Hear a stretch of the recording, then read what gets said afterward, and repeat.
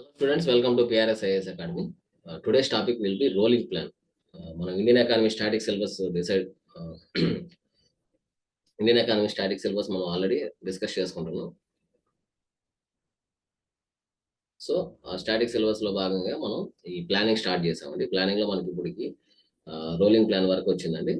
దీని తర్వాత మనకి అంటే రోలింగ్ ప్లాన్ వరకు అంటే ఆల్రెడీ ఫైవ్ ఇయర్ ప్లాన్స్ మనకి ఆల్రెడీ కంప్లీట్ అయ్యాయి. ఇవన్నీ కూడా మనకి PRSIS అకాడమీ యూట్యూబ్ ఛానల్లో ఉన్నాయి.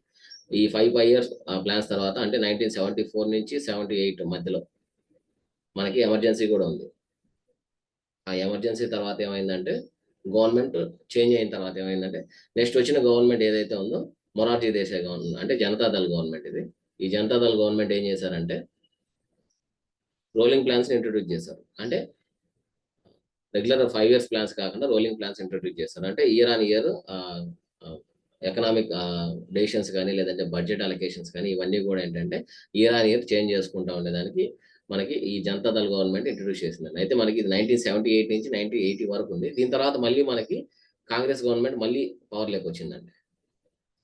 ఇది వచ్చిన తర్వాత మళ్ళీ మనకి 6th 5 ఇయర్ ప్లాన్ మళ్ళీ స్టార్ట్ అయింది. అయితే ఈ రోలింగ్ 5 ఇయర్ ప్లాన్స్ మేజర్గా జనతా అలయన్స్ ఏదైతే ఉందో 1971లో పవర్లోకి వచ్చిన తర్వాత 1977లో ఈ రోలింగ్ ప్లాన్స్ అనే దాన్ని ఇంట్రొడ్యూస్ చేశారండి. అయితే ఇది మేజర్గా నెహ్రూరియన్ మోడల్ అంటే ఇప్పుడు వరకు ఏదైతే 5 ఇయర్ ప్లాన్స్ ఉన్నాయో అవన్నీ కూడా నెహ్రూరియన్ మోడల్ అని చెప్పి ఆ మోడల్ని అంటే కాన్సన్ట్రేషన్ ఆఫ్ పవర్ కానీ లేదంటే వెల్త్ కానీ ఇన్కమ్ ఇన్ఈక్వాలిటీస్ కానీ ఇవన్నీ కూడా చాలా వరకు పెరిగాయి సొసైటీలో. అలాగే అన్ఎంప్లాయ్మెంట్ రేట్ కూడా ఎక్కువ ఉంది కాబట్టి ఏం చేశారంటే వీళ్ళు రోలింగ్ ప్లాన్ ఇంట్రొడ్యూస్ చేస్తున్నాం అని చెప్పి స్టార్ట్ చేశారండి. అయితే ఈ రోలింగ్ ప్లాన్ అనేది మనకి ఇండియాలో అడాప్ట్ చేసుకున్న మోడల్ కాదండి. ఇది యాక్చువల్గా నెదర్లాండ్స్లో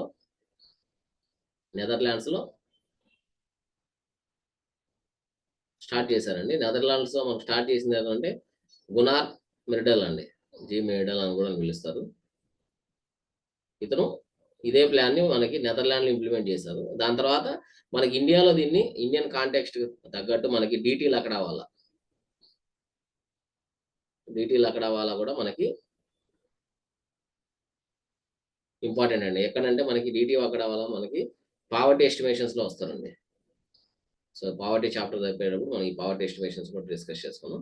అయితే ఇతను ఏం చేశారంటే ఇప్పటి వరకు హెవీ ఇండస్ట్రీస్కి ఏదైతే మీరు ఎక్కువ ఫోకస్ చేశారో హెవీ ఇండస్ట్రీస్ని పక్కన పెట్టేసి ప్రస్తుతానికి మనం స్మాల్ స్కేల్ ఇండస్ట్రీస్ ఏవైతే ఉన్నాయో small scale industries especially rural and semi urban ఏరియాస్లో ఉన్న స్మాల్ స్కేల్ ఇండస్ట్రీస్ని డెవలప్ చేయాలి. వీటి కోసమే మనం ఫైనాన్స్ చేయాలని చెప్పి ఈ మోడల్ని తీసుకురావడం జరిగింది. అయితే ఇది ఇంచుమించు మనకి గాంధీయన్ ఫిలాసఫీతో కూడా కోయిన్సైడ్ అవుతుందండి. గాంధీయన్ కూడా ఏం చెప్పారంటే విలేజెస్ మోరార్ మనకి ఎక్కువ ఫోకస్ చేయాలి. అలాగే khadi and village industries KVICs khadi ఇండస్ట్రీని కూడా మనకు ఎక్కువ ఫోకస్ చేయాలంటే డెవలప్మెంట్ చేయాలని చెప్పి కూడా అన్నారు. అయితే ఇది మనకి ఈ ఐడియాలజీ కూడా మనకు గాంధీయన్ ఐడియాలజీతో వెరీ క్లోజ్గా ఉంటుందండి.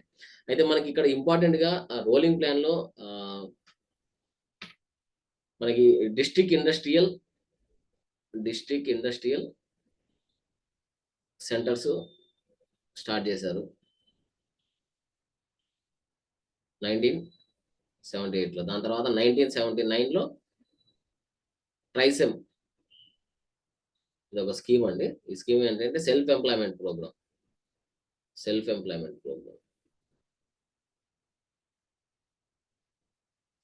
అలాగే మనకి ఇంటిగ్రేటెడ్ రూరల్ డెవలప్మెంట్ ప్రోగ్రామ్. ఇదేంటంటే మేజర్గా ఇదేంటంటే పావర్టీ ఎలివేషన్ కోసం అండి.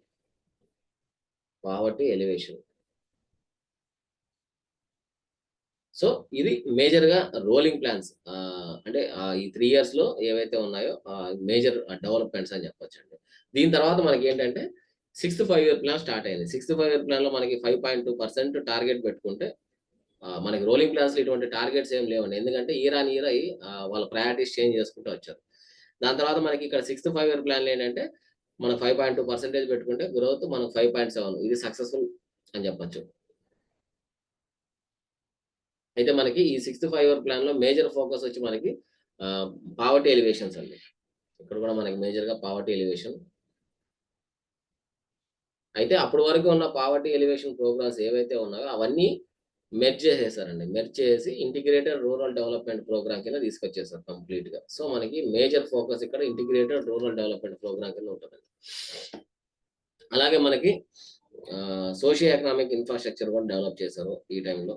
Socio economic infrastructure.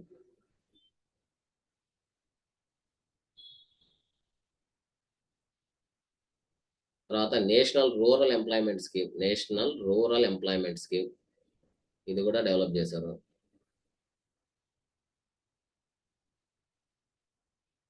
ఎన్ఆర్‌ఈపీ స్కీమ్ అంటారు దీన్ని. ఎన్ఆర్‌ఈపీ. అలాగే మనం ఆల్రెడీ ట్రైసెమ్ అనే దాన్ని కూడా డిస్కస్ చేసాం. ట్రైసెమ్ స్కీమ్ అనేది కూడా.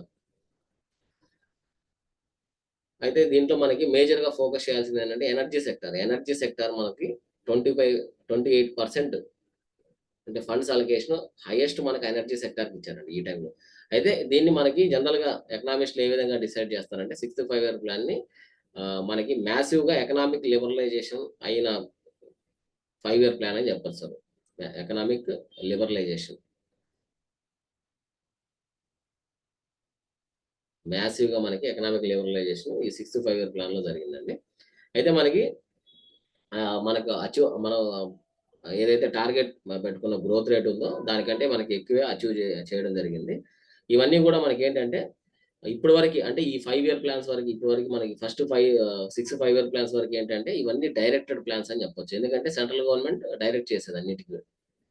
Directed plans. అలాగే మనకి మేజర్‌గా ఏ సెక్టార్‌లో చూసుకున్నా మనకు పబ్లిక్ సెక్టార్ పార్టిసిపేషన్ ఎక్కువ ఉండేది అప్పటి వరకి. పబ్లిక్ సెక్టార్ పార్టిసిపేషన్ ఉండేది. అలాగే మేజర్ ఇన్వెస్ట్‌మెంట్స్ కూడా పబ్లిక్ సెక్టారే చేసేది.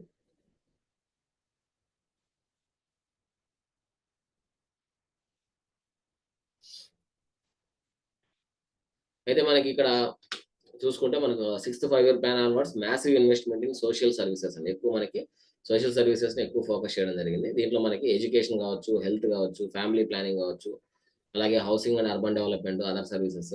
దీంట్లో మనకేంటంటే ప్లానింగ్ కమిషన్ రోల్ కూడా ఇక్కడి నుంచి బాగా ఇంక్రీజ్ అయిందని చెప్పొచ్చు. అయితే మెయిన్ ఆబ్జెక్టివ్ చూసుకుంటే మనకిక్కడ పావర్టీ ఎలివేషన్ అలాగే హైయర్ ఎకనామిక్ గ్రోత్. ఎకనామిక్ గ్రోత్‌ని కూడా మనం అచీవ్ చేయాలని చెప్పి అనుకోవడం జరిగింది. అయితే special attention was paid to removal of poverty through rural development schemes. So, rural ఏరియాస్‌లో ఏవైతే పావర్టీ ఉందో ఆ పావర్టీని స్పెషల్‌గా రిమూవ్ చేసేదానికి స్పెషల్ అటెన్షన్ ఇచ్చారండి. అయితే ఇది ఏ విధంగా ఇచ్చారంటే integrated rural development programme IRDP, అలాగే national rural employment programme NREP scheme, అలాగే rural landless employment guarantee programme ఇది గూడా. సో, మనకి ఈ ప్రోగ్రామ్స్ అనేటివి ఇంపార్టెంట్ అండి. జనరల్‌గా క్వెషన్స్ ఏ విధంగా అడుగుతారంటే, ఏ 5 ఇయర్ ప్లాన్స్‌లో ఏ ప్రోగ్రామ్స్ లాంచ్ చేశారు? ప్రిలిమ్స్ పర్స్‌పెక్టివ్‌లో. మెయిన్స్ పర్స్‌పెక్టివ్ ఎలా అడుగుతారంటే, అంటే వాట్ ఆర్ ద కాన్సిక్వెన్సెస్ లేదంటే ఎంత అచీవ్ చేశారు? ఇగ ఇంకా ఏమైనా పెండింగ్ ఉన్నాయా ఆ టైంలో?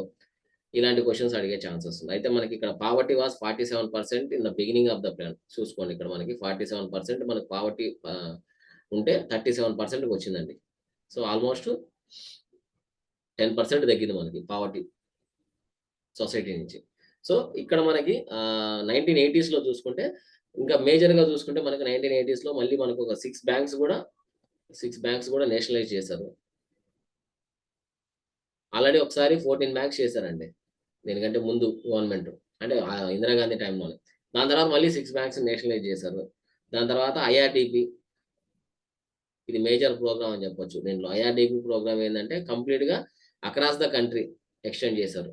ఒక ఏరియా అని గాకుండా కంప్లీట్‌గా కంట్రీ మొత్తం దీన్ని ఎక్స్‌పాండ్ చేశారు. అలాగే నేషనల్ రూరల్ ఎంప్లాయ్‌మెంట్ ఇవన్నీ మేజర్ థీమ్స్ అండి. మీరు ఇవి గుర్తుపెట్టుకుంటే సరిపోతది. తర్వాత నేషనల్ రూరల్ ఎంప్లాయ్‌మెంట్ ప్రోగ్రామ్. ఇది కూడా మనకి ఈ టైంలో లాంచ్ చేశారు. తర్వాతొచ్చి మనకి యాపిల్ అంటే ఫోన్ కాదండి. First communication satellite. ఇస్రో వాళ్ళు ఫస్ట్ కమ్యూనికేషన్ శాటిలైట్ లాంచ్ చేశారు. కమ్యూనికేషన్ శాటిలైట్ మనకి ఇక్కడి నుంచే లాంచ్ చేశారు. అంటే ఈ టైంలో లాంచ్ చేశారండి. 1981లో లాంచ్ చేశారు ఇది. తర్వాత మనకి ఇన్‌సాట్ 1982లో చూసుకుంటే మనకి ఇన్‌సాట్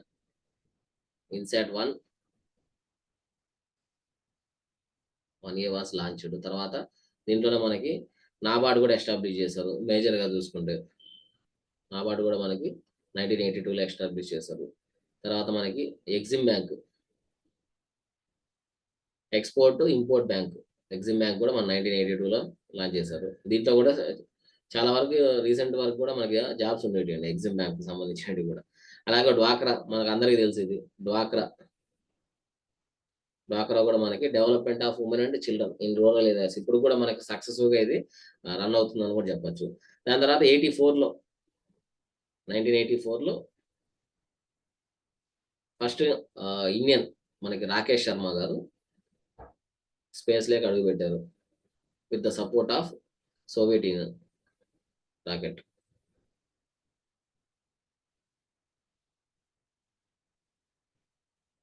తర్వాత మనకి మేజర్గా ఇవి మనకి 1980s నుంచి 85 వరకు. అలాగే మనకి ఈ టైంలో మనకి ఖాదీ అండ్ విలేజ్ ఇండస్ట్రీస్ కూడా అప్పుడే డెవలప్ చేశారండి బాగా. కేవీఐసి మనకి రెగ్యులర్గా న్యూస్లో కూడా ఉంటుంది కాబట్టి ఈ కాలంలో మనకి కేవీఐసి కూడా అప్పట్లోనే మనకి డెవలప్ చేయడం జరిగిందండి. ఇవి మేజర్గా 1980 నుంచి 85. అలాగే మనకి దానికంటే ముందు రోలింగ్ ప్లాన్స్లో ఏవైతే తీసుకున్న డెసిషన్స్ దాని తర్వాత 65 ఇయర్ ప్లాన్లో మనకు మేజర్గా ఇంప్లిమెంట్ చేశారండి. సో మనకి ఐఆర్డిపి ప్రోగ్రామ్ ఒకటి, తర్వాత నేషనల్ రూరల్ ఎంప్లాయ్మెంట్ ప్రోగ్రామ్ ఒకటి, అలాగే మనకి మేజర్ బయోగ్యాస్ ప్రోగ్రామ్ కూడా అండి. మనకి ఇక్కడ ఇంకొక బయోగ్యాస్ ప్రోగ్రామ్ ఉంది. బయోగ్యాస్ అంటే ఏం లేదండి, హ్యూమన్ వేస్ట్ అలాగే యానిమల్ వేస్ట్ సంబంధించింది. ఈ యానిమల్ వేస్ట్ యూజ్ చేసుకొని ఏంటంటే ఎనర్జీ ప్రొడ్యూస్ చేసుకోవడం. మనం చిన్నప్పుడు కూడా చూసింటాం బయోగ్యాస్ ప్లాంట్స్ మనకి నియర్ బై చాలా ఏరియాస్లో కూడా ఉండేది. అయితే వీటిని యూజ్ చేసుకొని ఏంటంటే మనకి ఆల్టర్నేటివ్ సోర్స్ ఆఫ్ ఎనర్జీకి ఆల్టర్నేటివ్ సోర్స్ ఇది. బయోగ్యాస్ ఎనర్జీ కూడా మనకి 1981లో స్టార్ట్ చేశారండి. తర్వాత మనకి రూరల్ ఆర్టిషన్స్ ఎవరైతే ఉన్నారో అంటే వర్క్ చేసుకునే వాళ్ళు, చేత వర్క్ అంటారు కదా, అది మనకి సిత్రా అని ఒక ప్రోగ్రామ్ స్టార్ట్ చేశారు. ఇదేంటంటే supply of improved tool kits, వాళ్ళు యూజ్ చేసే టూల్ కిట్స్ ఏవైతే ఉన్నాయో రూరల్ ఆర్టిషన్స్కి ఇచ్చారు. అంటే కొద్దిగా అడ్వాన్స్డ్ టూల్ కిట్స్ కూడా ఇచ్చారు మనకి ఈ టైంలో. అయితే ఇది పైలట్ బేసిస్ అండి, అన్ని దగ్గరలో కాదు, కొన్ని ఏరియాస్లో ఎక్కడైతే ఉన్నారో అక్కడ వరకు మాత్రమే ఇచ్చారు. తర్వాత ఎక్స్పోర్ట్ ఇంపోర్ట్ బ్యాంక్ మనకి 1981 యాక్ట్ ద్వారా వచ్చింది మనకి ఎక్స్పోర్ట్ ఇంపోర్ట్ బ్యాంక్. ఇది మనం ఆల్రెడీ డిస్కస్ చేసాం. అంటే ఇది ఎక్స్పోర్ట్ ఇంపోర్ట్ బ్యాంక్ అంటే ఎక్స్పోర్ట్ ఫైనాన్స్ చేస్తుందండి ఒక ఇన్స్టిట్యూషన్. ఇది ఏంటంటే డైరెక్ట్ లెండింగ్, డైరెక్ట్గా మనకి బయట కంట్రీస్లో ఎక్కడన్నా మనకి ఫైనాన్స్ కావాలంటే డైరెక్ట్గా లెండ్ చేస్తా, అలాగే రీఫైనాన్స్ కూడా చేస్తుందండి ఇది. తర్వాత నాబార్డ్, మనకి ఈ నాబార్డ్ వచ్చి మనకి ఇంపార్టెంట్ ఏంటంటే బి శివరామన్ కమిటీ ద్వారా ఈ నాబార్డ్ అనే దాన్ని ఎస్టాబ్లిష్ చేస్తారు. శివరామన్ కమిటీ ఎందుకంటే మనకి ఫోర్త్ 5 ఇయర్ ప్లాన్లోనే మనకి స్టాక్ మార్కెట్స్ డెవలప్ చేయడం ఆల్రెడీ మనం డిస్కస్ చేసుకున్నాం. సో దాన్ని డెవలప్ చేసేదానికి ఒక రెగ్యులేటరీ బాడీ కావాలి కాబట్టి ఒక కమిటీని అపాయింట్ చేస్తారు. ఆ కమిటీ ఏం చేసిందంటే సెబీని రికమెండేషన్ చేసిందండి.